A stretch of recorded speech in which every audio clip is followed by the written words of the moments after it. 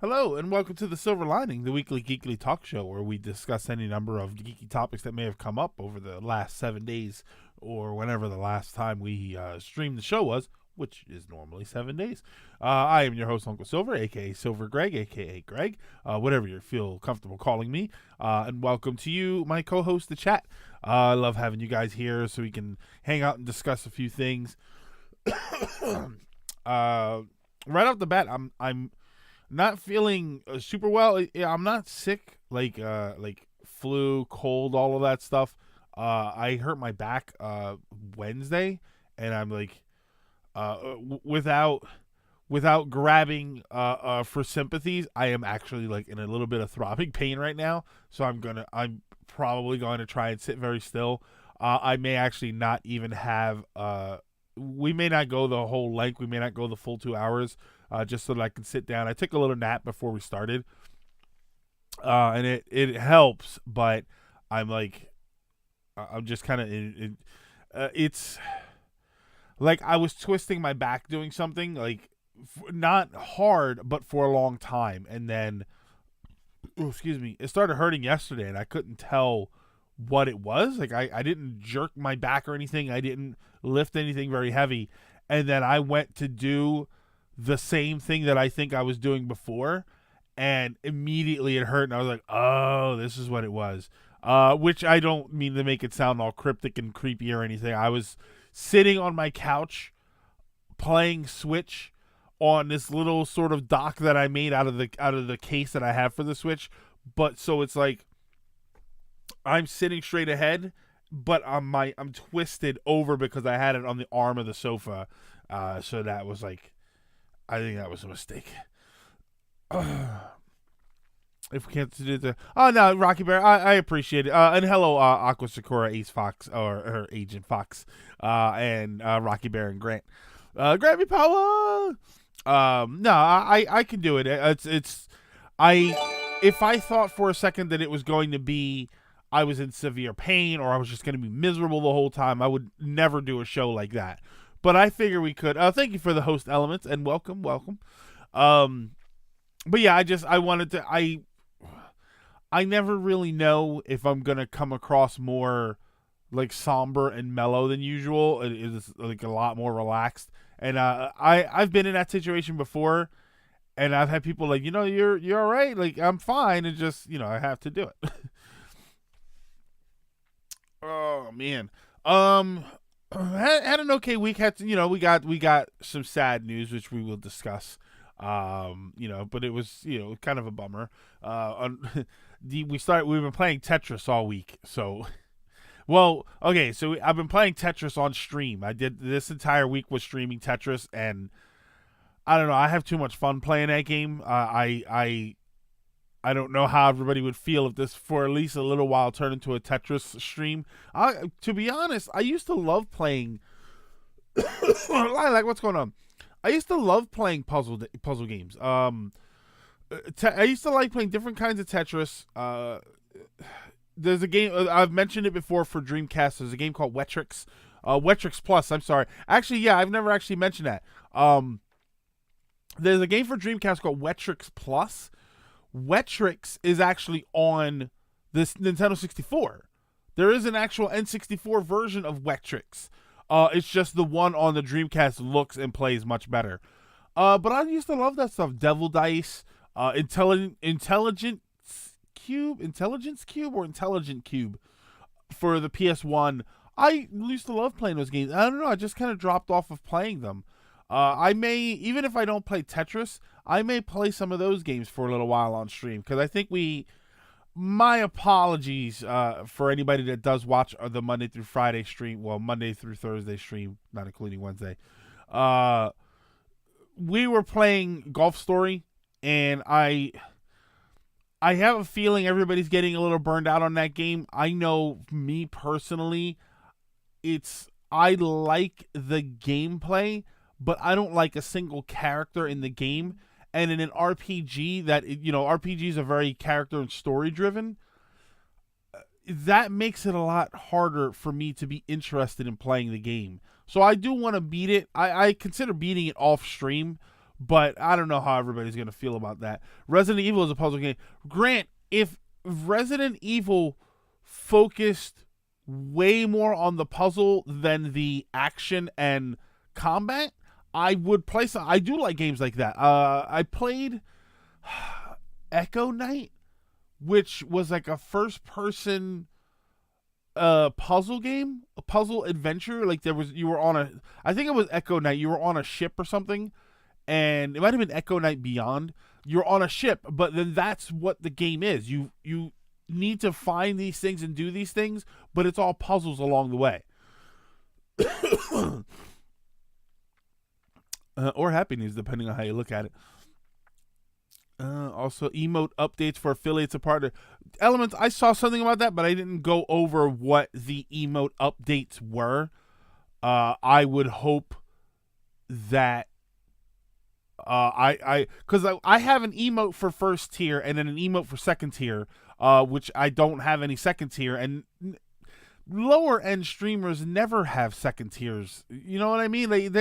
You don't get those. I would rather give my first tier subs more emotes and then no extra for second or third, because I don't really need that.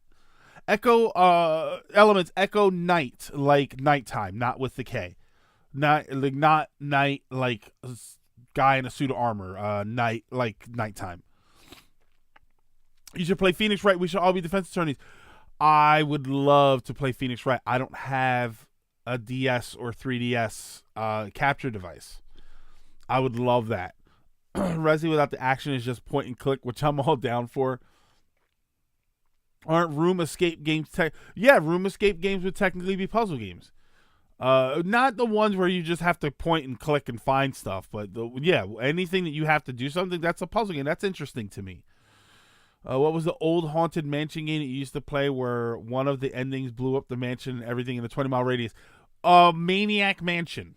Don't twist too much. Maniac Mansion. It is on the NES. I believe that it was on DOS. Someone can correct that. I was not a computer guy. I know there was a PC version. I think it was DOS. But that was a very, very popular game. There was also a very horrible short-lived TV show about it. On USA Network, I think. Oh, so all you need to know is if you have 15 subs, which we don't, you get an extra emote slot for tier 1. Oh, more slots for more subs. Ooh, well now I really need you guys to I need all of you to use those Amazon Prime subs here. That would be very, very helpful. So if you use more Amazon Prime subs, the other subs will get more stuff along with you. Maniac Mansion, a horror game. A parody of a horror game.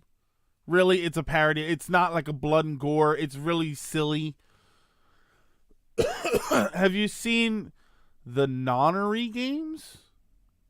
No. What are the Nonary games? Mega Master 1021. What's going on? Shadow, what's happening? Remember that game you got fire? Remember that game where you got Fire Emblem Radiant? Well, that game is now 12 years old. Radiant Dawn. Radiant Dawn is 12 years old? Wow, yeah. Yeah, I guess it's Wii, so that is an older one. Okay. Oh, man.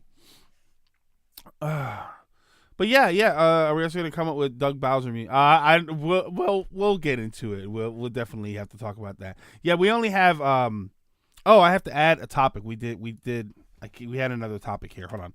I got to change the thingy here. Because something. There we go. Had to update the information. Oh, excuse me. There is a table which I'll link in mod chat. What's this? First. Oh, it was the first LucasArts DOS point and click, I believe. Oh, see, I know stuff about computer games, even though I'm not a computer game person. We never had one. We never had a computer. I didn't get a computer until I was like of my own until I was wow.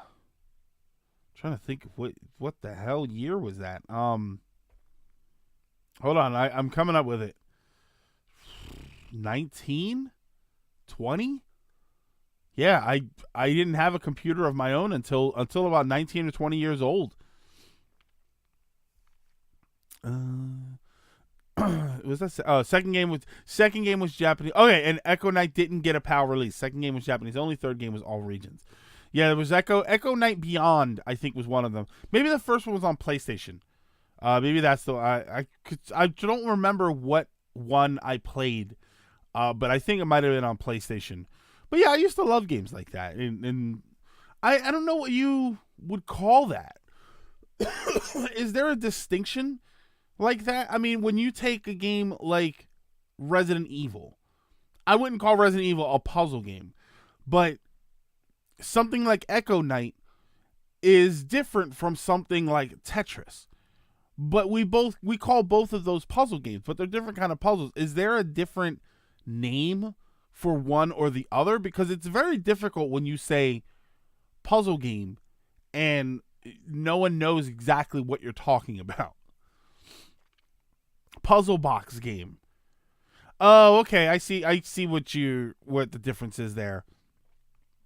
All right, that's interesting. That's a probably better way to get. Yeah, you see, because Resident Evil I would call an action game, an action sort of adventure with puzzle elements. Because there are obviously action games that don't really have enough puzzle elements to them. Like Metroid. Metroid Prime, I would never call Metroid Prime a puzzle game. You know, shoot the 3 different things and the door opens. That's not necessarily a puzzle. You know, that doesn't count. But something like Echo Knight is all puzzle. So I guess puzzle box game is the better thing for that. Pokemon Puzzle League. Isn't Pokemon Puzzle League just Puyo Puyo? Isn't that the one that it's just Puyo Puyo, but we never had that over here, so everybody went crazy for it?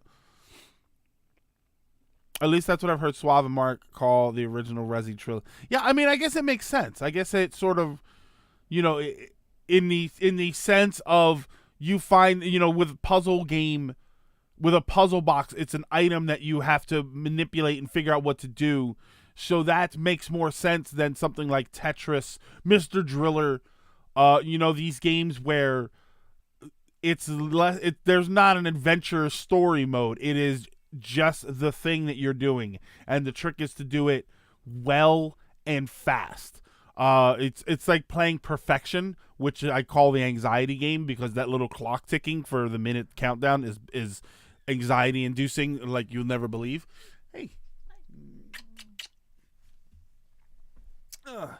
But yes, I mean, that's obviously very different. Now, if you have to put the Tetris pieces together in order to fight zombies, that's probably a little more interesting. Everybody's so eager to get ahead. You know, when you guys are very eager to get ahead, it makes it sound like shut up so we can talk about something else. That's really what it sounds like. But I am going to shut up and talk about something else. Let's get to... Where am I thinking? Lady Foxheart, what's going on? And hello to everybody who I have not said hello to. Let's get this going. Hold on, I've got the little picture thing, so I'm going to load it up. Oh, I didn't load it up, did I? I didn't get a Scalebound picture. Wait, did I not get a Scalebound picture? Okay. I did not get a picture for this first story. Here. Hold on. I refuse to start this story without a picture loaded up for it. There we go.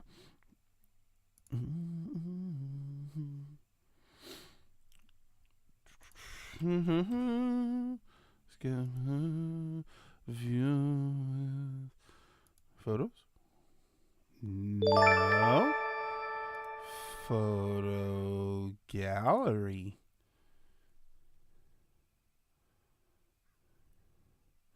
All right, so let's zoom in a little bit there. Oh, I like that. That's nice looking.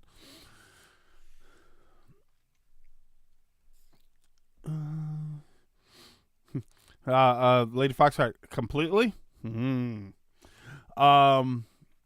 Lilac, I might not be able to sub yet, but I support. Thank you so much, Lilac. I absolutely appreciate that. Again, nobody has to sub. It's just very much appreciated. But now, if we can get to 15 subs, we can throw in some extra emotes there, and I actually really, really like that. I like that idea. All right. Our first discussion is going to be about Scalebound for the Nintendo Switch. For anybody that is not familiar, which I'll be honest, I did not follow any of this. Oh, excuse me. I didn't follow any of this when it was coming out because it was going to be an Xbox game, and I'm not really much of an Xbox guy. I have a 360, and I like the 360, but I didn't really follow it. Once Xbox One started, I didn't care. Like I had an OG Xbox, which I still have, but it works to play OG Xbox games, but I had arcade emulators on there, and now I can't access the emulators anymore, so there's really nothing for me to use the Xbox for. And the Xbox One, it just didn't interest me. I don't know. I can't stop, so I donate stuff when I can. And it's very much appreciated. Yeah, so Scalebound was supposed to be this sort of dragon game where you ride dragons, and they were like, I think the dragons were the bigger aspect of the game. Your character, like the human person, I don't think you were able to customize as much as the dragons. Like, I think that was supposed to be the point. So he was basically just a plain old kind of avatar for the game, and it was the dragons that were the focus. And it was supposed to be, I honestly thought there was a movie years ago called Reign of Fire with McConaughey. I think it was Matthew McConaughey, and it was like dragons but modern day. Like dragons had decimated the earth or something. So it wasn't fantasy setting, it was a modern day setting, but cities were all destroyed because they were dragon hunters. And that was the movie. It's a very interesting premise, and I thought Scalebound was supposed to be something like that. Now that I see a little bit more of it, it's like he looks like a modern person, but he went back in time, and it is fantasy time, if I remember seeing that correctly. Like, it is fantasy sort of time, but he looks futuristic, which I don't like. I like the idea of it being more in the future. And when I say you know what I mean when I say fantasy, everybody lives in wooden cabins and shacks or castles and stuff like that. It's all fantasy, medieval fantasy. Medieval fantasy is the term for it. So yeah, when this, like Agent Fox says, when this started, apparently it was supposed to be for the PlayStation, for the Wii, for the first Wii, and I think that's news to everybody because high fantasy, yeah, I guess high fantasy is. I like medieval fantasy. I think when I say high fantasy, I think of a bunch of stoners running around in fighting a dragon, which is not the same thing, but also sounds like a pretty cool movie.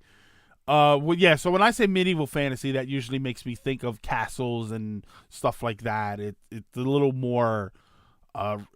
The word sounds more descriptive of the environment. Yeah, I did not know. Elements that said it right. I did not know about it being anything for the Wii. I think that might have been very early news that probably got ditched before it would have ever been released. Nowadays, somebody has an idea about a game and it's on Twitter the next day. We don't get any. We've had that discussion where we don't get any of that surprise anymore because every stage of development is shown to us. So I think that might have been during the days where there was actually some secrets to be kept.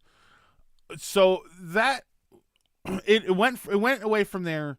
It went over to Xbox at some point, which that was why I had no interest in it whatsoever. And then it vanished.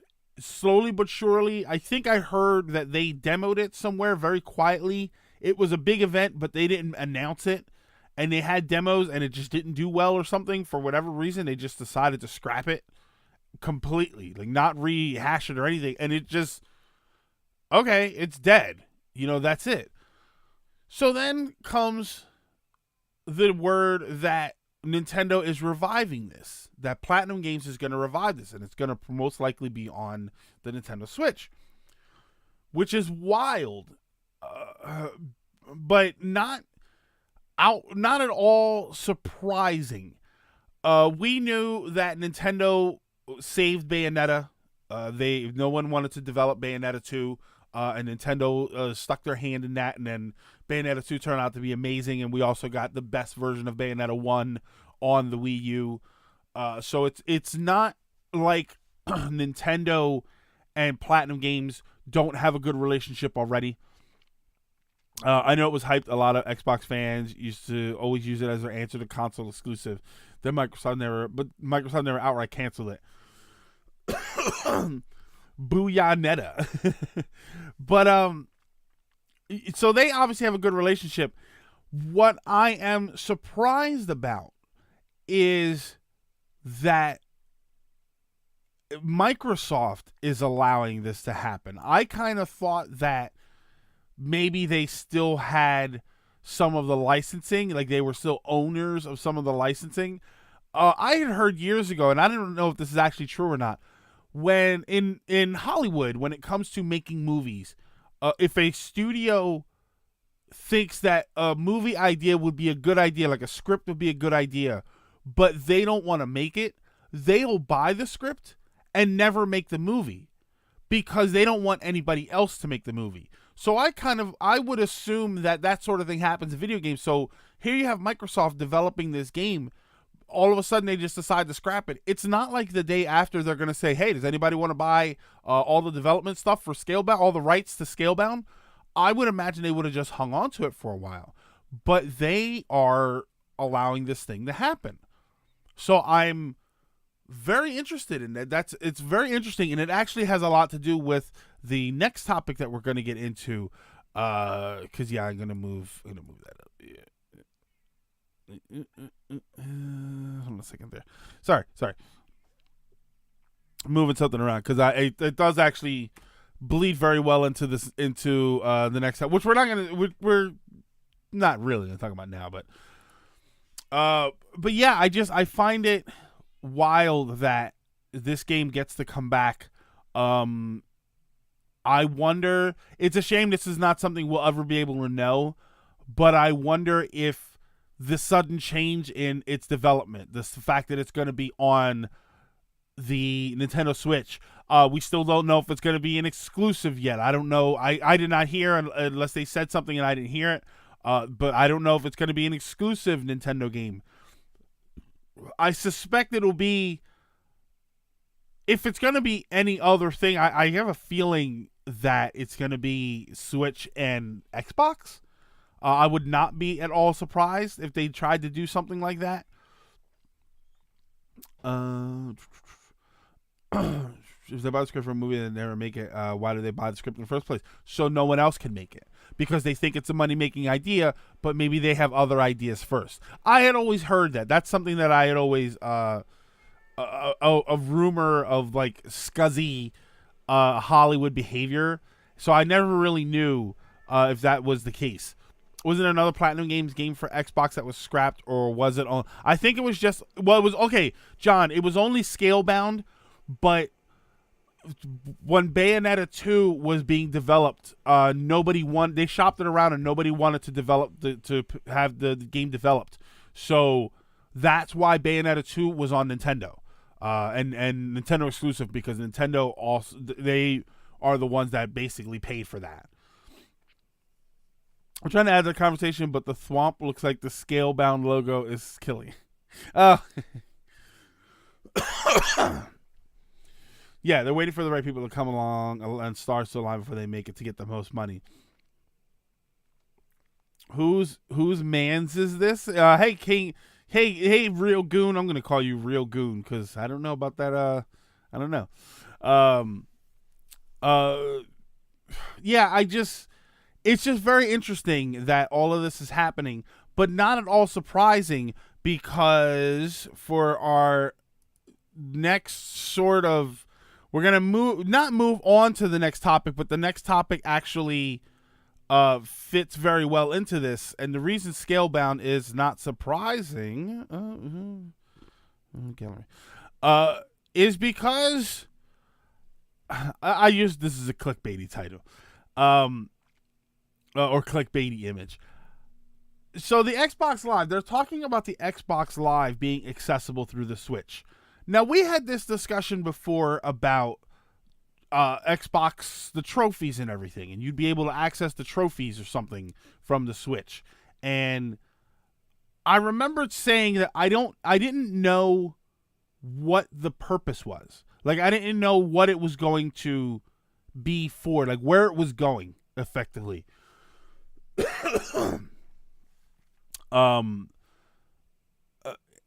And we had talked about, we never really figured that you were going to be able to go onto the Xbox Live store from your Switch and buy Halo and play Halo on the Switch.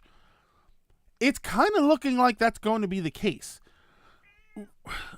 We've had a discussion multiple times about Microsoft changing what it is they sort of do.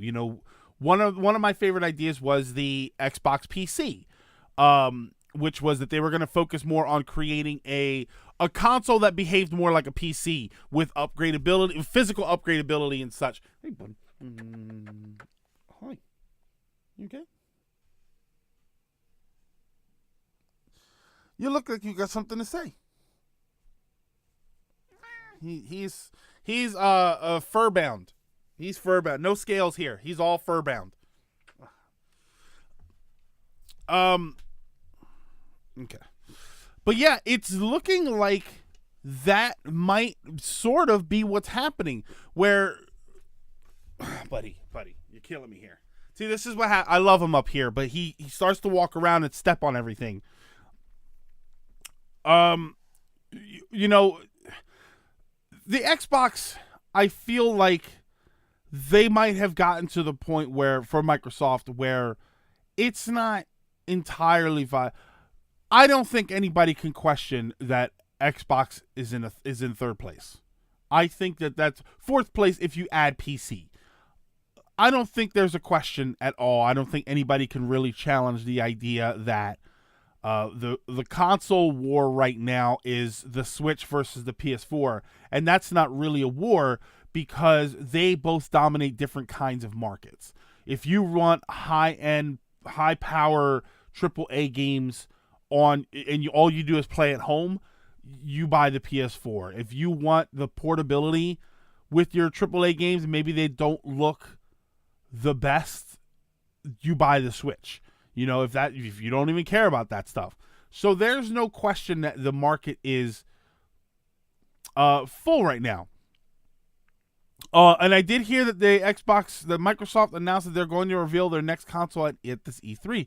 I have heard that, but I'm wondering what that console will entail. Maybe it is going to be the Xbox PC. Maybe it is going to be something that functions more like a Steam box, where it's more about accessibility of the system itself. Like, the system is more geared towards going online, them not locking their exclusives away. A lot of people don't bother with PC games just because it's less Xbox Portable. It's less convenient for them. For me, it's much less convenient. I can't really play PC games because I have to be stuck to my desk playing a game on my monitor. So what if there was a way to access those PC games that you buy from the Steam store or the Xbox store, and you have them on your TV, which is what they have now. Obviously, that's what they have now with Xbox Live. But instead of locking it to the Xbox, they also give you access on another system. Like Element's joke, the Xbox Portable. What if they don't have to do that? What if all they need to do is make a console that plays their games stronger than anybody else? But they say, hey, if you also want a scaled down version, you can get the same games on your Switch. Now, Microsoft doesn't have to develop a portable system because they've never had a portable system. Microsoft never had a portable system on the market. They don't have to develop a portable system. They don't have to develop a store for their portable system and do all of the work that goes into it. All they have to do is give Nintendo access, and Microsoft could still have their exclusives. They could still say available only on the Microsoft Home Console, or also available on the Microsoft Home Console and the Switch. I think Sony screwed themselves. I think that Microsoft for the last year has been proving that they want to play nice, and Nintendo is the one that is stepping up and saying, "We'll play with you." And Sony has been saying, "No, we're not interested in that." And I think that Sony is screwing up or has already screwed up, because now they don't have to do anything. Sony is going to be a console maker, and who knows, maybe one day they'll try a portable system again. I sincerely doubt it. But Microsoft is now going to be able to sell a home console that is more powerful than the Switch, but offer a store that sells to both systems. When these games are developed, they can be developed with both systems in mind. It really does change the industry. It changes Microsoft, because now Microsoft can sell to the portable market. There are people who can say, "Oh, well, that game's only on Xbox, but I always play my games on the go," which is what I do. I play a lot of my games since I play at work. I play a lot of my games on the go. So Xbox games were always sort of sealed away from me. When you play games at home, you have to choose. If you don't have a ton of money, you have to choose between one of the home consoles, which used to be 3 of them. Now it's only 2 of them. But if you can choose one that works with your portable system, you don't need the third one. When the Madbox thing happened, we talked about this with the Madbox, that the Madbox didn't have a market. There was no place for the Madbox system that was not already being fulfilled by somebody else. The reason Xbox and PS4 fight is because they do the same thing. They're home consoles that are powerful systems. But if one of those, and this is why when I talk about the Xbox PC, this was always, it's sort of the same thing. If one of those systems can now do something extra, something that people really, really want, that's the clear winner. That's the obvious winner. The old example was the Xbox PC, but instead, anybody who owns a Switch, when it came time to decide what home console they were going to get, is going to go buy an Xbox, because they can now have access to one store that sells everything to both of them. If you buy a PS4 or a PS5 and you have your Switch, you're stuck playing console games on the PS5 at home and Switch games on the Switch. Or you could buy the Xbox 2, let's just call it the Xbox 2, and cross-platform those systems. That's it. It's over. You have because the Switch is dominating the market right now. You have effectively chosen the console that people are going to buy.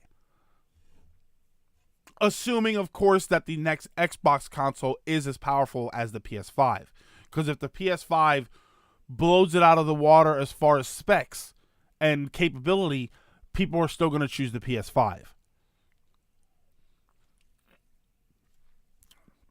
Or you can have a PC and play all of these Xbox games at their best. Absolutely. That's absolutely true. But again, Hawk Goggles, it's the same problem that I have. I don't game on my PC because, first of all, if you want to blow console games out of the water, you have to spend more than a console. But also, it's not easy for me to do that.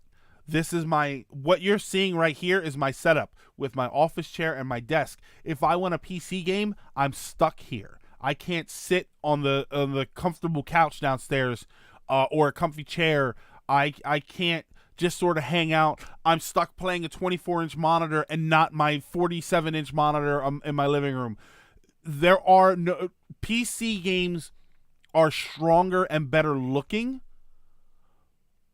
but there are disadvantages, and even PC gamers have to admit that unless their setup, their entertainment setup is centered around their computer, they are stuck playing their games somewhere else. And that's the truth, and no one ever wants to realize that. It always drives me crazy that no one ever wants to realize that. And obviously, if you're a console, if you're a mouse and keyboard person over a controller person, that's a whole different argument. That used to mean that means they're going to give up. Then that means they're going to give out hardware. Well, that's Hawk. That's what they were saying. I was thinking that they might, but they did, and they did say something about them announcing a new console at E3. So I don't think so. Streaming games on tablet and TV PCs might help accessibility is what Microsoft is thinking. Hold on. So we're going to go up. Hit on the head for Sony a few weeks ago. They don't have that big game series that draws in a crowd. Besides God of War, which isn't for everyone, they need to sell game series to revitalize their company. And Rocky, that's also true for Microsoft. Other than Halo, which has fallen off, lost its Halo, Microsoft doesn't have a whole lot of those, if any, really powerful exclusives. So they'd be better off selling their games for other systems too. A lot of people used to say that about Nintendo. When the Wii was sort of dying down and the Wii U was failing, a lot of people kept saying the same thing. Nintendo needs to just go third party. Nintendo needs to just sell their games for development to other companies. And a lot of people love that idea. I didn't. I like Nintendo. I like that Nintendo is this entity that it is. Nintendo is like this volcano looming over gaming, and sometimes it goes dormant and they make crap, or they make stuff that isolates it from the rest of the world of gaming. Sorry I'm coughing so much. My throat's really dry.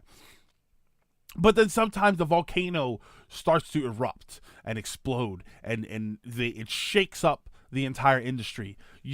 People can laugh about the Wii and its motion controls and its Wii Sports all they want, but not long after the Wii came out and they started killing it with motion controls, did we not get the Kinect and the Move, which looks exactly like the Wiimotes, almost black with a little ball at the end of it? The bottom line is, even when Nintendo is messing up, people are still paying attention. So I like that Nintendo is there looming over everything. I like that they are like, it's as bad as it sounds, it's like things are allowed to happen because Nintendo lets it in a way. All of these other situations, if Nintendo really wanted to put crazy amounts of research and development and make a super powerful system, I don't doubt for a second they could. They just don't want to. And no one wants them to. You don't want to poke that bear. Hold on, let me go back up here. I think Sony are relying solely on their exclusives to carry them through the next-gen consoles, and it's a dangerous standpoint. That's the start of the PS3, and it may be repeating. Yeah, and you know what? In all seriousness, with the stuff that they did, they didn't want Fortnite being played on other systems. They didn't want. I think they had the same problem with Rocket League at one point, where they weren't allowing cross-platform play. The problem with Fortnite, for anybody that doesn't know when that happened, the problem with Fortnite was that you could access your account from any one of the systems. But once you accessed it from the PS4, it locked your account to the PS4 and I think the PC version. And that was the problem because people didn't know. They were playing on the Switch and the PS4, and then all of a sudden they were locked because Sony refused to allow the cross-platform, and they got pressured into it. They had to be forced into it, which speaks very well about the influence that gamers have. Social media is a great thing for this industry because it allows fans to affect what happens faster and more reliably than anything ever was in this industry. No letter writing campaign ever changed anything as fast as social media allows us to change things. Yes, some people abuse it and they're real giant douches about it. But for the most part, it is news. It is a news. We use social media as a news stream for us to take in information. But you also have to remember that companies get to use that stream too. So when people freak out about something, companies get to see firsthand that there is a problem. Gears maybe, but not really. There are very few good. There used to be some good ones. Elements, who knows though? Maybe they'll bring back Blinks.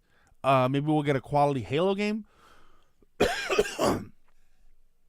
I gotta be honest, game score and trophy level has become a big reason why I prefer console over PC. Yeah, maybe it's super. Phoenix. There's something about chasing that carrot, isn't there? There's something about having the achievement trophies that makes you like, I want to do this. It gives you something else to do in a game that may not have any real objectives. That's a thing with business in general and cuts. Jones, what's the topic today? We're discussing Xbox Live on the Switch and the kind of things that could mean. The kind of shift in industry that we could be seeing. Sony not 100% against crossplay, just a big opposition. They're completely fine with allowing Final Fantasy 14 to crossplay with PC. But again, with PC, not with other systems. I mean, the game's not on other systems. Because when the Fortnite thing happened, you could still crossplay with PS4 and PC. They were having a problem with Xbox and Nintendo, with Microsoft and Nintendo. And that's where I say that they are being a little too this is my toy, you can't play with it. And that's not where this industry is going. I don't think that's where this industry is going at all. With so many indie developers indie developers are getting so big that they now can pick and choose what systems they go to. The game developers have more power than they've ever had because they have this accessibility.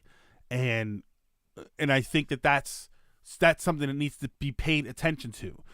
So now it's going to benefit companies that make video game systems to say, we need to allow more stuff on our system and then prove that our system is better. Because the first thing gamers are going to pick is the thing that allows them to do the most. They're always going to do that. If you have a system that plays this game and you have another system that plays this game just as well and these 4 other games, gamers will always choose the system that plays those other games, even if they're not going to play those games. They just want options. That's one of the reasons the online stores have gotten so big. It's not just about exclusives anymore. It's about having access to the most that you can, even if you're not going to use it. And that's what this whole Xbox Live on the Switch thing does. It gives access to more for more people. You're getting to the point where realistically you could go and buy Xbox 2 or whatever the hell they're going to call it and have your Switch and play everything across 2 platforms that's worth playing. You wouldn't even need a PS5 unless Sony starts to play well and says, okay, well, maybe you can buy our system because our system will do this other thing. Maybe it's more powerful than the other one. Maybe it has more multimedia features. Because adding multimedia stuff was something that started and I think they thought it was going to take off more than it did. PC is its own beat, since it's not. Yeah, PC elements. Yeah, PC is always going to be an entirely different concept of gaming. It's always going to be something different. It's more difficult to put together. Obviously, yes, you can go, and that's the thing. We talked about how if you want to build a PC that runs as well as that runs better than a console, you're going to need to spend more money than a console. If you go and you buy an all-in-one computer or one that's already put together, you're going to pay even more for that. You're going to pay for that build. You're going to pay for that customer service. So you're always going to put more money into PCs, but you're going to get more performance. That puts PC gaming in a different kind of class. That's why when we talk about gaming, we don't talk about cell phones. We don't talk about mobile gaming. We've had the discussion that mobile gaming is very viable for a lot of companies because everybody's got a cell phone in their pocket, which they learned at the Diablo Immortal announcement. But we don't talk about phones when we talk about gaming because mobile gaming like that is an entirely different machine. The entire organization of the business structure is different. So we don't get into that PC. That's why when we talk about video games, we generally are not talking about PC gaming because PC gaming is a whole different setup. There's a higher priced entry point and a higher payout that you have access to. Everybody who buys a PS4 gets the same graphics capabilities. Everybody who buys a gaming PC can customize that gaming ability. I'm building the PC now. Everybody's like, oh, you got to get a new graphics card. You got to be able to, for 1440, 144 hertz. No, I don't. 1080p, 60 frames per second. That's my goal. That's all I need it to be. And I'm already going to have to pay more than I would if I bought a console. Might as well be Xbox 2, given how they've numbered them so far. Well, they didn't number the first one was the first one. But then they went 360 and then 1. Maybe they'll go back to the 360 market and name it the 720. Yeah, there we go. Hawk Goggles got it. 720. Xbox Zero. Ooh. Xbox Zero. The Shin Xbox. Shin Getter Xbox. I like it. I now have a better phone, so I guess I can play games on it now. Yeah, and you don't think about that. You don't think about that, Sally. You don't think like, oh, it's a gaming device. I mean, I have an NES controller phone cover, but you don't think about this as a gaming device. Of course not. And so when we talk about video games, we're not talking about this. The whole company structure is different. The way you make games for it, what you expect to get out of those games that you make for it. It's very interesting to see. Xbox Zero it does sound kind of cool. Yeah, it's interesting to see what this Xbox Live thing is going to turn into. If Microsoft decides to make a new console, that imagine them going back and forth. That's something that's actually a point that we didn't bring up, and I have not heard anybody bring up yet. What if it goes back and forth? What if you're able to access the Nintendo eShop from your new Xbox system? What if they decide, hey, why don't we give everybody the option? You can run your games from the eShop that are Nintendo exclusives, run them a little bit better graphic-wise. There are some games that run at 60 frames per second and it dips down because of the Switch's power capabilities. What would happen if you were allowed to access both of those stores from both of those systems? Mario Kart? Smash Brothers? On your Xbox? What? Wouldn't you say that Sony is kind of competing is PC as well, seeing how the PS Store does have a lot of MMOs that were originally PC exclusive MMOs? No, I would not say that Sony is competing with PC. I just think that Sony realized a while ago, and other people have too, that MMO type games have a place on consoles. Games like Dragon Age, It's to a lesser extent your Skyrims, but these games that are sort of considered, yeah, not really, it's just PS4 ports of MMOs. They have a place on console. Console gamers would like some of these games. So they figured that out and they started putting them on there. But yeah, I don't think that they're not that stupid. Let's put it that way. They may not want to play nice with the other system company, with the other systems and the other system stores and crossplay and all of that, but they're not stupid. Nobody, and again, it goes back to what I was saying before about how PC gaming is so much higher up. There's no leap that Sony's going to be able to make that would put them anywhere near PC gaming. It's just not going to happen. And they know that. They can't be stupid enough to not know that.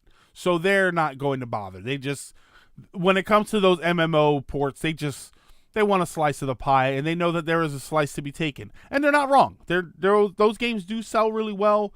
They do have a lot of playability, so they're not incorrect in that. The NX was the Nintendo Xbox all along. Who knows? Maybe we'll get a VR. People keep talking about Nintendo developing VR. What if they don't have to? What if all they have to do is you hook it to your Xbox and let your Xbox's computing power give you effective VR? I don't know. At this point, we're just sort of making stuff up as we go.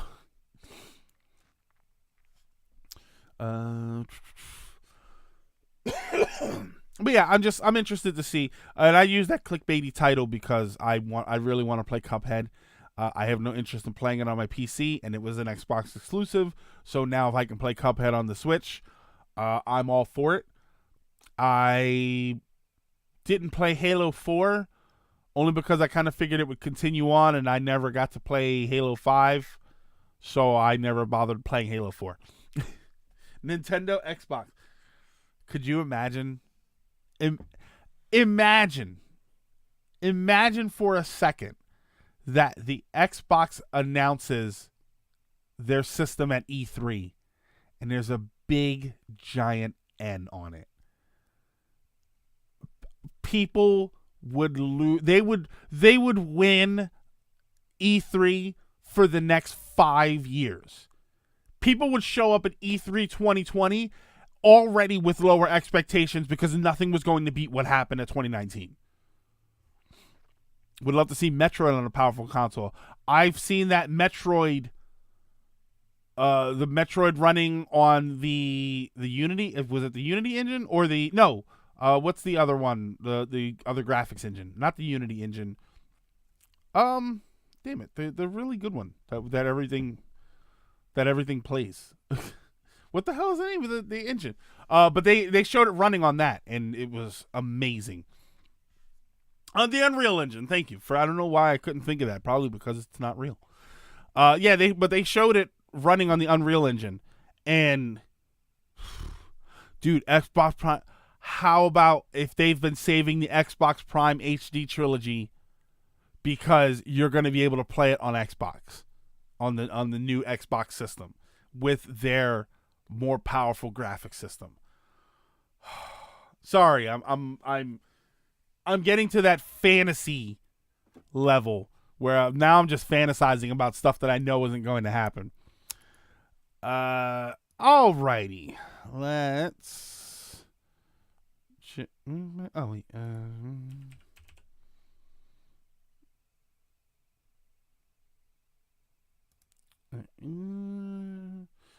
Hang on a second. All right. So I don't know why I'm using this picture. It's the only picture I have. Is it a Final Fantasy? Animal Crossing on Xbox, get achievement for your dad. Stop. They're killing me. No, actually, no. I need Animal Crossing on the Switch so I can take it to work. So, yesterday during the stream, I got some news. Apparently, everybody knew about it before. I didn't know. So, I was pretty heartbroken when I found out during the stream. Reggie Fils-Aimé is leaving. He's stepping down as president of Nintendo, and it's sad. It really is sad. I mean, he's been there since 2004. I don't know what he was in the company before then. I have some information open, but I don't know what he was in the company before that happened. Joined Nintendo as 2003 as executive vice president of sales and marketing. Okay, so he joined as vice president and eventually became president like a year later. You can imagine how Nintendo first stepping the toes into PC. It literally went live as I was streaming yesterday. That's what happened. What's that? He made Mario. Yeah, so he's been with Nintendo since 2003. 2004, 2005, he jumped up to president, and he became a public figure. We're used to companies, we're used to corporations and their leadership, for the most part, hiding in the shadows. You know, there are a lot of companies out there that we like, but we could never name any of the executives. So every once in a while, we get these people who they become public figures in representation of the company. And Reggie was that. You know, in the old Nintendo, in the old days of the NES, Howard Lincoln, I think was his name. He was, you know, we didn't have social media back then, so it wasn't as... if we had social media back then, I think Howard Lincoln would have been as present as Reggie was. Just because he liked to have his face there, and he seemed to really like the games.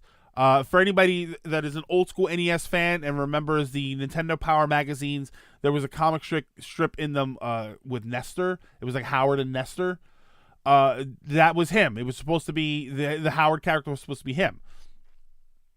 And then Nestor was like a character they made up with, because his name was NES, and so they made it Nestor. Like it's not super creative, and at the same time, it's very creative. I guess there's Phil for Xbox. Yeah, but Reggie's fame.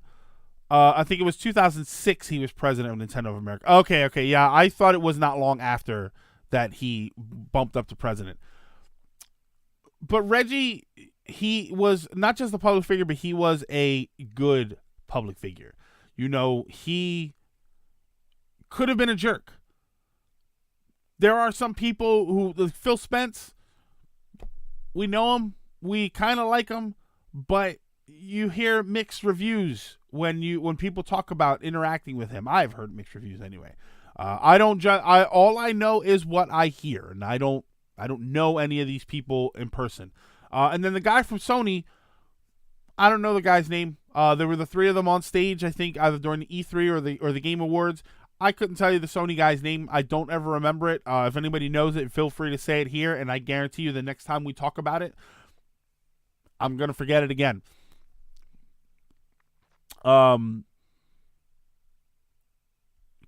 Bobby Kotick? Is that the PS4 guy? Or is that the PlayStation guy? The man had introduced systems to general public, and he did it like a champ. He had a very Steve Jobs sort of thing with him, where he came across as passionate about these things, even if you're not entirely sure that he played these games or not. The only difference is that Steve Jobs turned out to be a giant, and again, I only know this from stories and articles and stuff, but he turned out to be a giant ass. So he was, you know, anybody's seen those movies. Bobby Kotick is Activision CEO. Oh, okay. Kaz Hirai. And these people, they're not charismatic. Thank you, Hydrate Bot. Do I have water? No, I don't have water, so I'm gonna have soda. Charisma is important. Not just as a stat, to raise your spell casting capabilities. I think charisma is necessary for that. I was going to be a wizard. I think I needed charisma for that. But it's important. It's important to get people on your side. And that's what Reggie did. Reggie was able to take the idea of being a CEO, of being an executive, I should say, and making us feel like he was one of us and that we were welcome. And that's a weird thing to say. Companies and corporations, I get one of the reasons people don't like them is because they're not welcoming. They don't sound like they're welcoming to the idea of input, of having any kind of ideas at all, really. You know, the corporations, we have this idea of corporations that they think they're always right and they think we're always wrong. And Reggie was able to, CRA for spells, maybe it's been a while. I think charisma was for, come on, D&D people, Sally, where are you? There you go. Charisma was a stat for certain spellcasters, wasn't it? Wasn't it for wizards? I wanted to be a wizard and I needed charisma, but they wouldn't let me have more than 15 points because they tried to do points by. Sorry. Thinking about it, Reggie seems to have started with, or maybe it was more like a period in which people did not like Reggie with the Project Rainfall thing, but over time he became well-loved by the Nintendo fandom. Bards use charisma. See? We got something right. Well, sort of. He made a big first impression in his first appearance. Whenever somebody starts out without a good bump at the beginning, most people just assume they're going to be bad, you know. And Reggie probably put that out there. He probably looked like he was going to be a sort of douchey guy, without knowing and just looking on the surface. He looks like he might have come across as that guy that pretends to play all of the games but really doesn't. You know that guy, the faker guy. Worked at VH1, yeah. CEO is supposed to be stoic, serious people, yeah. So when Reggie first stepped out, he probably put out this idea of, hey there, fellow kids, you know. So it's understandable for people to say, oh, that's a little, you know, this guy's, I don't know. But then things started happening. He started being, even if he was being a douche, he was being very positive. You know, he never sounded condescending. He never sounded insulting. There was there was a thing I was watching yesterday, and he was like handing out the trophy at a Smash Brothers event, and he's like, I play Smash Brothers, but I'll never be like this good. And he didn't sound like he was insulting them. If you've ever watched BlizzCon's cosplay contest when Jay Moore was doing the announcing for the cosplay contest, I didn't like it because and I think Aisha Tyler was doing, and even Aisha Tyler does it a little bit. They sound like they're making fun of the people who are up there. That's what they sound like they're doing. They sound like they're being condescending, where they you know, oh, he's dressed like an elf. Like, they sound like they're almost sort of laughing in their faces. And Reggie, I never got that from Reggie. Reggie always seemed like the kind of person who, when he's up there with other gamers and he's interacting with other gamers, he is genuinely happy for them being happy. And that's always really good. That's always a positive way to play. Again, of a positive way to make people feel comfortable and welcome. I know a lot of people that are iffy with Doug Bowser taking over. If nothing else, he have big shoes to fill right now and be scrutinized. He's going to be scrutinized hard for a while. It helps that his name is Bowser, and he, with that first picture that he posted, he had Mario and Luigi tied up, the little plushies tied up. That helps because that means he started off on a relatively positive note. The question is, does he carry it through? Me personally, I would have asked to have me personally, if I were Doug Bowser, Doug, if you're listening, please pay attention. my first order of business as president would probably be to announce something that people really want. Either a Metroid Prime Trilogy HD, a Paper Mario collection, Mother 3. If he makes his first public announcement as something incredibly positive, I think that would draw a lot of people over to his side. And it would say that whether it's true or not, it would feel like he's fighting for our side. And that's important. It's politics. It really is politics. It really is more about perception than or as much about perception as it is action. I had a thought in a complete hypothetical scenario when Reggie was against Nintendo joining Xbox, felt his time to go, then out of nowhere joined Sony. I don't think he's going to join Sony. I think he's going to spend more time with his wife and his family and his friends and more time on Animal Crossing New Leaf. I suspect that Reggie saw that article about the elderly woman that had 3,500 hours of Animal Crossing New Leaf and decided that was something that he needed to beat. Reggie is the type of guy who makes fun of himself and has fun doing it, and that's a good kind of guy. I'm glad Ace Tyler isn't hosting Ubisoft anymore. It's a lot more streamlined, more games. It's not quite quick fire, but certainly a lot fast. Yes, absolutely. I think that plush. Yeah. The plush is from 2015 when he first came onto Nintendo. But what I mean is that is everybody's first perception of him. That is the earliest that people will be able to go back and add. And sorry, I looked at something else. That's the earliest that people can go back and see his influence in Nintendo is that picture. So that's a positive thing. Imagine if 2 days before that picture, he put a post up saying that Nintendo is the worst company ever. That would be the earliest thing, and everybody would think about that. Doug Bouncer announced his Mother 3 as his first day on the job. People will forget who Reggie is. I've not seen the picture though. You and Graham. Yeah, I don't think I have that picture here. Yeah, if you have it in Discord, I can do a search for it if you want. Hold on. Let's see here. Hang on.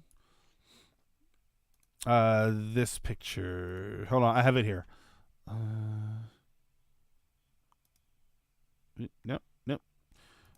Copy image, save image. Hold on, I'm grabbing that Doug Bowser picture so you can see the one that I'm talking about. You're talking about the Doug Bowser picture, right? Nope. That's part of a picture group that I had. Hold on. That Reggie picture that I have is part of a meme that I made last year or the year before, I think. It saved it as a stupid web page. Okay, I don't have the picture. Good Lord.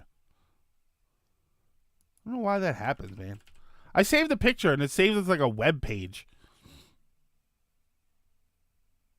Like, nobody wants to save that. He also speaks Spanish and posts dog pictures. When did Reginator become a thing? Reginator, I don't remember exactly when. I believe it was an E3 video package where Reggie was replaced by a robot. And then the robot was a Reginator. The makes the "my body is ready" joke and his body ripped. Yeah, he posts a shirtless picture of him all jacked up, and it just says at the bottom, I told you my body was ready. Reggie embraces the meme culture. And yeah, the "my body is ready" thing, which I didn't see live. I found out about it years later, and I asked, what is going on? And then, yeah, he was on. It was for the Wii balance board. And he's like, oh, my body is ready. And it's like, what a weird thing to say. Now when I hear that, when I hear weird things like that, I think, boy, in 10, 15 years, this is going to make a hell of a funny meme. assuming meme culture is still around then. I still don't have context for My Body Is Ready. It was on stage. Elements. They were on stage at a presentation and it was E3. I don't know what year. It was 2006. I think they were saying the year was. And they were gonna display what the balance board could do. So he came up and he's like, "My body is ready," and I remember there was this sort of weird kind of half clapping that people were doing because it felt like a weird thing to say. Wasn't it for Smash? No, I'm pretty sure it was the Wii balance board was the first thing. Here, you know what? Let's see. I'm either really right or really wrong here, so let's see if we can find it.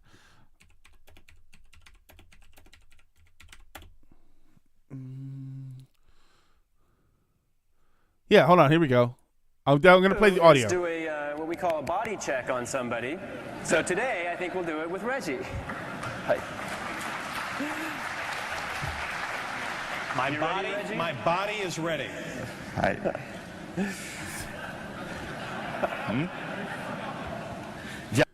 See, yeah, it was. He got on stage and it was the other guy too. What the hell is his name? I always forget his name. He is also very popular with Nintendo. But yeah, he got on stage and he said that, and then he was kind of patting his stomach a little bit, and it was one of those moments that showed us that he's not Bill Trinan. Thank you. That he doesn't take himself too seriously. And that's important. And again, like you said, like somebody said earlier, we have this idea of CEOs and presidents, and they're very stoic, and they have to be serious all the time because it's all business all the time. And we got to see what looked like a real person just up there doing his job. And it's great. And ever since then, he embraced the memes. He embraced the My Body Is Ready thing. He mentioned it in that video, which, if you guys have not seen the video packet that he put, which was the thank you and basically the announcement of that he was going to be retiring in April, I think he said, that he would be dropping the name of president, but he would keep the name Nintendo fan. And dude, I was tearing up, man. It was such a heartfelt thank you to the fans. It was a love letter to everybody. I watched it a couple of times. It's very good. If you guys get a chance and you haven't seen it, watch that video of him, and it's amazing. It's nice to see a human being having a human moment in a position that you are kind of not used to. Iwata with the banana gig too. There were the puppets. I thought the puppets were very funny. A little awkward, a little weird, but still great. You know, the whole Reginator thing was great. You know, it's funny when you watch scenes like that where he was supposed to be the Reginator and he's like stomping through the hallways. That it was hardly the best acting. It wasn't exactly an Oscar-winning performance, but you have to remember that when stuff like that gets made, someone with a very good sense of humor has to be able to say, all right, so now I'm going to stomp through the halls like a robot. Like he has to actually do that stuff. And I imagine there's a lot of people out there who run companies that would never even remotely consider doing something like that. So it was nice to see. It was fun to see that. And it was nice to know that this is who we love, who we're following. Excuse me. So he's being replaced though by Doug Bowser, who I know that he came on in 2015. He's been around for a little while. I don't know too much. I'll be honest, I'm a little surprised. Bill Trinan has had a more public face. I'm a little surprised. I don't know if maybe his name was kicked around, and he just didn't want it. I'm a little surprised that it's not him up there. I strongly suspect that Doug Bowser was brought on specifically for this. I there isn't a doubt in my mind that when Doug Bowser was brought on, the idea was that he was being groomed to take over this position. So here we are.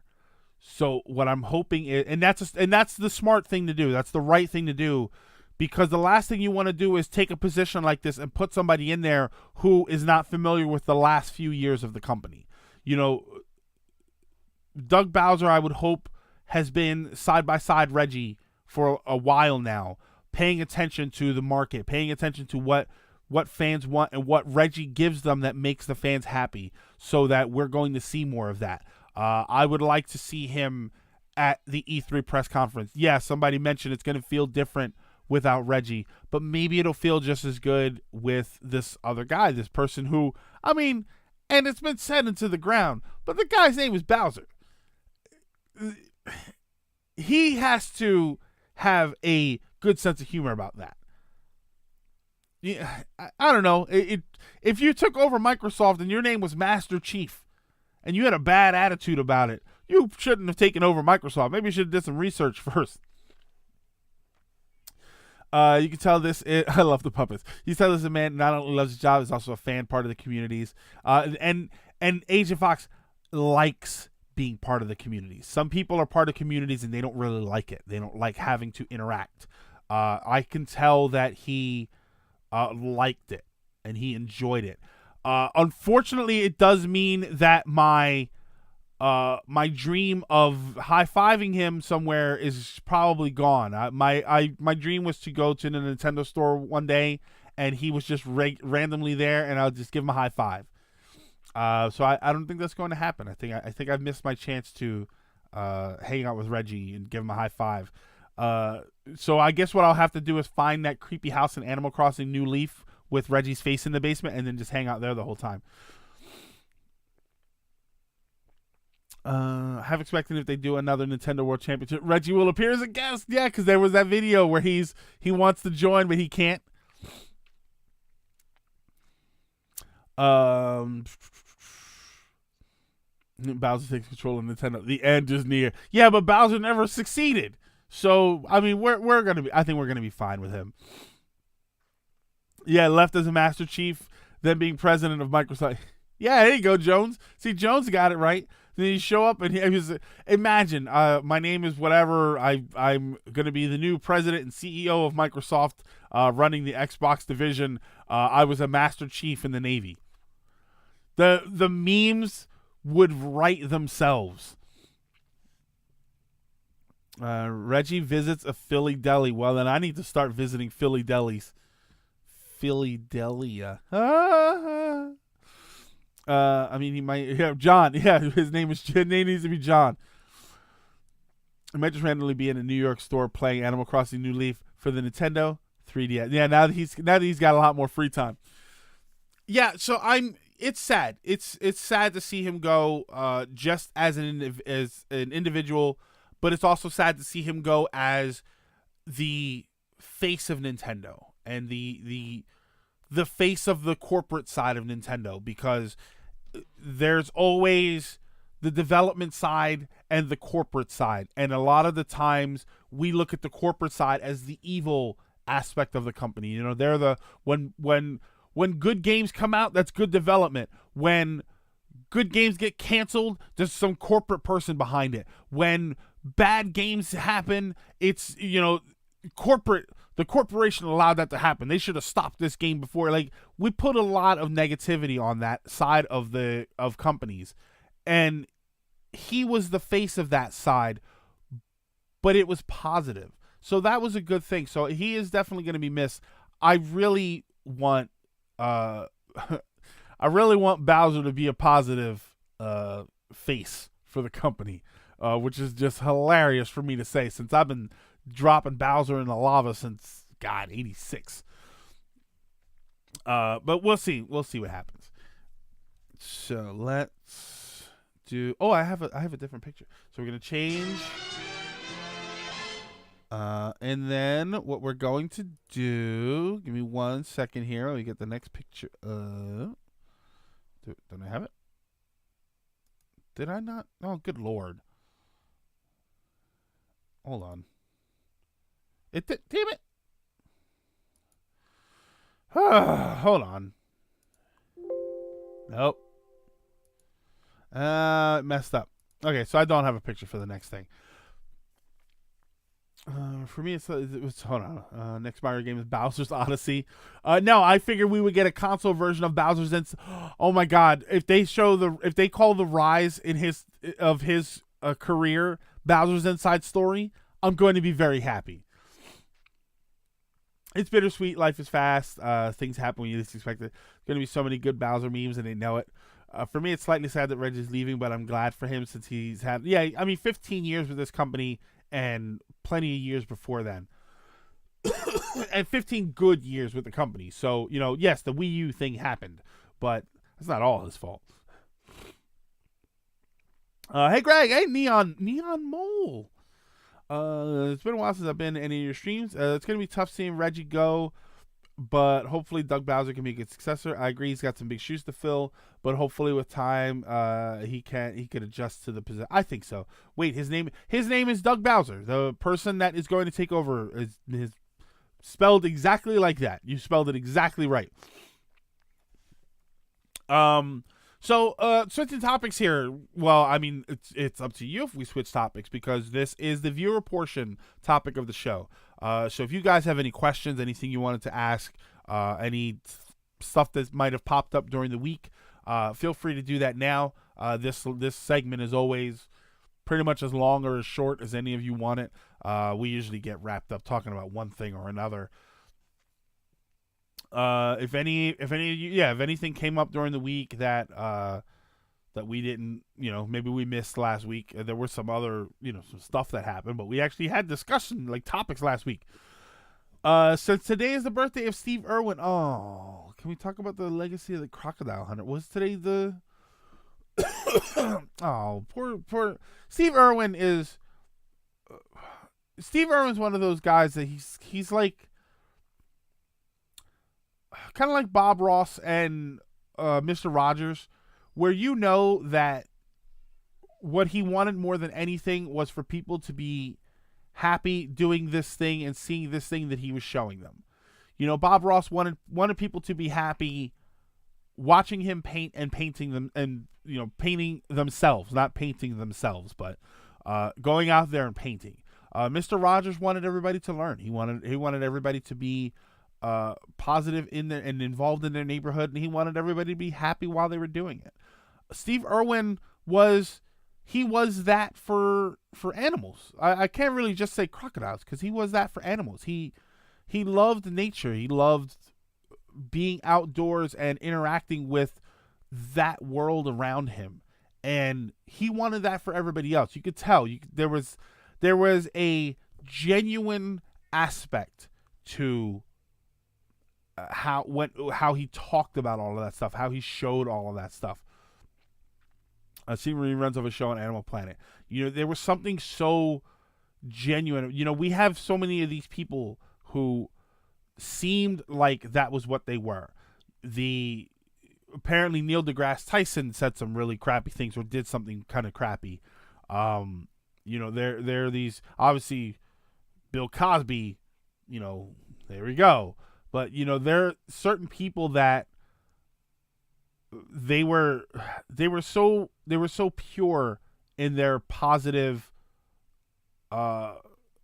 affirmation. I'm having trouble saying it right, but there was a genuine aspect to the passion that they had, and they were very positive about it. Have you seen the woman who had a video of her 5-year-old flag that's in a pro? I did not see the video. I saw that people were commenting bad things in the comments, so YouTube demonetized all of their videos because of what other people were commenting. That is ridiculously uncool. If you feel the need to disable comments, go for it. I would say for right now, that's probably her best recourse, is to disable all the comments and get her videos reinstated, get all those videos reinstated as monetized.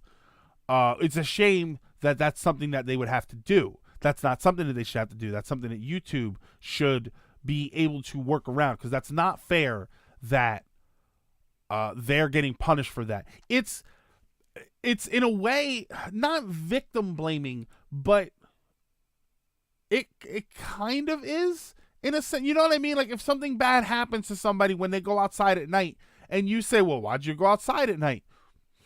That's kind of like victim blaming. So when you say, I'm going to demonetize your videos because of what other people are saying on your videos, you're not blaming the people who are making the comments. You're not punishing them. You're punishing the person who created the video in the first place. That's not okay. Yeah, I don't like that. I think YouTube, we've had the jokes for the past couple of years that YouTube is kind of going downhill. They're shooting themselves, and they're being their own worst enemy right now. And they keep doing things like this, and it's getting worse. Once something comes up that is a viable replacement and grows fast enough, I think people are going to start abandoning ship. I'm a little surprised that it hasn't already happened with Twitch, because Twitch, you can put your VODs up, so you have videos up there. I'm a little surprised that more people aren't switching over to just posting pre-recorded VODs. I think Twitch makes it so that you can't really do that. You have to stream live. But I wouldn't be surprised if they have the resources to open up something similar to YouTube. I wouldn't be surprised if one day they did that, taking advantage of the fact that YouTube is starting to tank itself. I'm addicted to those 99-cent Frosties. Frosties are so good. I hate that they made the vanilla Frosty, because why the hell do you need a vanilla Frosty? Can we get back to the topic of gaming? Anthem, this is a viewer portion topic. You guys control this, not me. I enjoy watching this program as someone who cares about animal conversation. Conversation? If some call me Johnny, what do others call him? Johnny. Nephew. Call him nephew. In Bill Cosby case, it was much more, or Wano. It's much more of a gut punch, because for years he was seen as the nice, family-friendly guy. Agent Fox, that was from, the Cosby Show was, people would, I love it if that was my family. Like, I didn't. They seemed a little too happy on the Cosby Show. I was pretty sure they were faking it and hiding some secrets. Google and YouTube need to bring back the downvote comment button. Yeah, there you go. Bring back downvoting comments. I think that would be very helpful.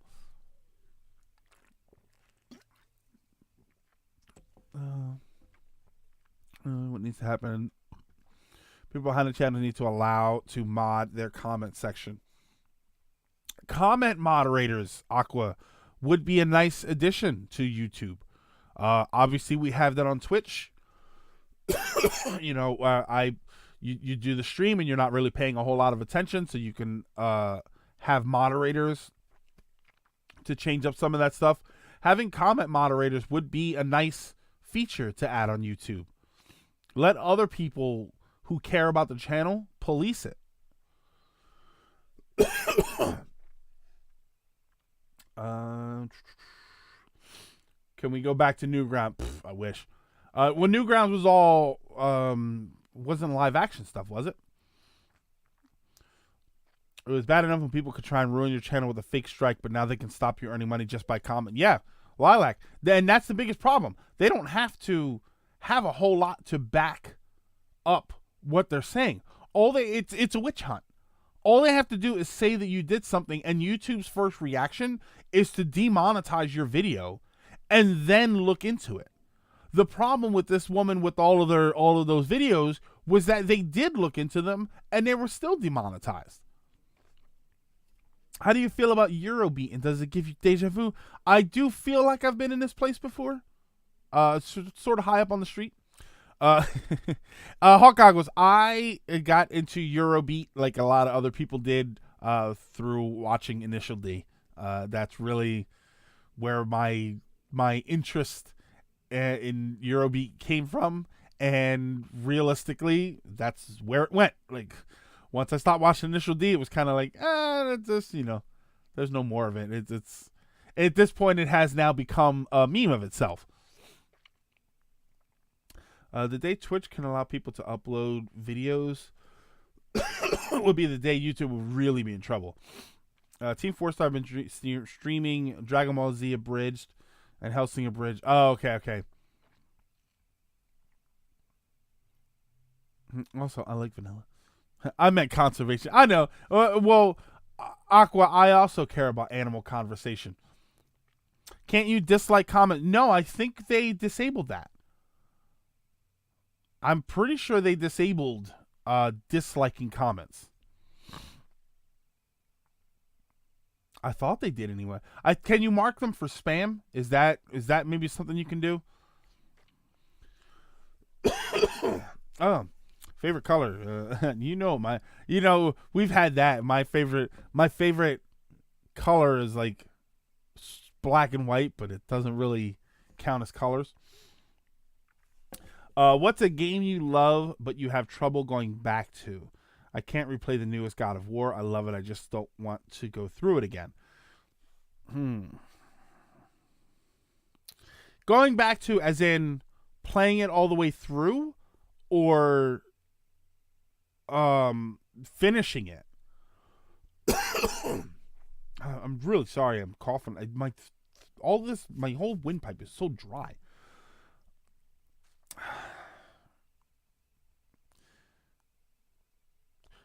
Detroit Become Human. I was very much enjoying Detroit Become Human. I was very, very into the story, and I wanted to see where it was going. I've killed Connor pretty much in every one of his scenarios, but I still had Marcus and the girl who looks like Jennifer Lawrence but isn't. I lost her. She died in one of my scenarios, but I went back, I restarted the file, and I saved her. I made sure that I wanted to keep her, because apparently when she dies, you continue on with the game, but you lose her. And I wanted to keep her so that I could see all of this stuff. But I haven't finished it. I just haven't gone back to it. It's still sitting there. I very much loved it. Just haven't gone back to it. I don't know. There's just something about it. I think my brain hasn't been in the mood to get... The game was very cerebral. It made you think about a lot of different things, and that's normally a good thing, but I just haven't been in the mood to play it. I don't know. Maybe when the winter is over and life returns to the world around me, I will want to escape into this Android world. I'm still trying to figure out if Android Dream of Electric Sheep, but that's a problem for another time. Can you play the My Body Is Ready song at the end of the stream as a tribute to Red? Probably not, just because for all I know, somebody copywrote that, so I'm not gonna test the waters, because I think Twitch was supposed to be implementing some new copyright rules. I doubt that the song is copywritten, but I probably won't. But I haven't actually heard it, so I am going to listen to it after. Oh, maybe it's because I haven't updated the app, but there are options to like or dislike comments. Yeah, I didn't know that you could downvote comments still. Okay, really?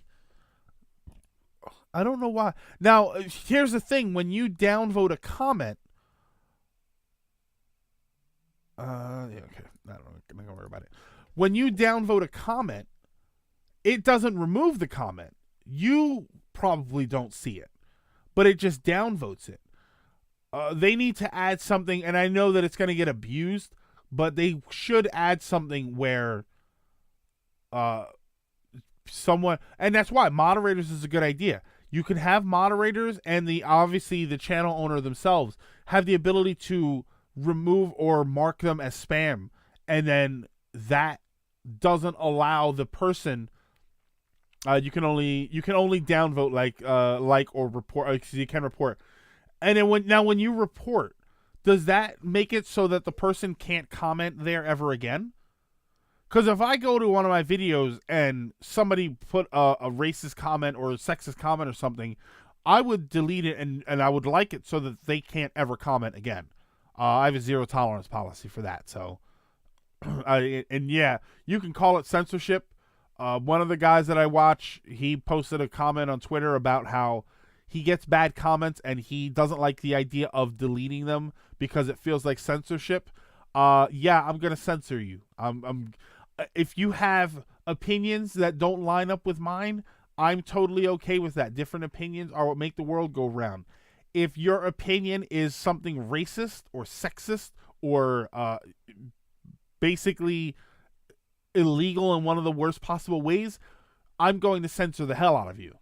That's just the bottom line. Yeah, it's your channel, censor it or not. If people don't like being censored, then they can go somewhere else. Anybody who wants to be allowed to post racist comments or comments like that probably wants to post racist comments or something like that. Nobody's like, I don't want to be a racist, but I want to give other people the opportunity to be a racist. No, they're saying that because they want to be racist. Just because it's called free speech doesn't give you the right to be racist or sexist. People don't get that. Yeah, nobody seems to understand that. And I don't get it. Why don't you? Yes, it's a free country. You have freedom of speech. But if you walk up and call me a racist word, I'm probably going to punch you in the face. And, I'm sorry to sound so hostile, but you're free to speak. You're not free to hate speak. Yeah, self-promotion. Bono's self-promotion. Censorship. Yeah, censorship exists. The thing that's wrong with censorship is that it's gotten out of hand. The power to censor has fallen into the hands of people who are doing it out of personal choice. They're doing it because they don't like to hear these words or see these things. They're not doing it for the greater good. They're doing it for their good. That's where censorship starts to be a problem. That's why if you've got a different opinion, we're good to go. Well, I want to hear your opinion. I want to hear in a civil, respectful way. I want to hear why you disagree with my opinion, why you have your own opinion. I want to hear that stuff. I don't want to hear your rhetoric.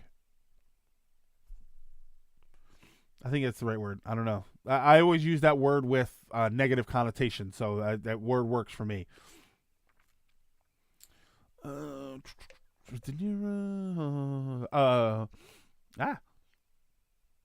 only play Final Fantasy 15 once a year because it's a chunky game.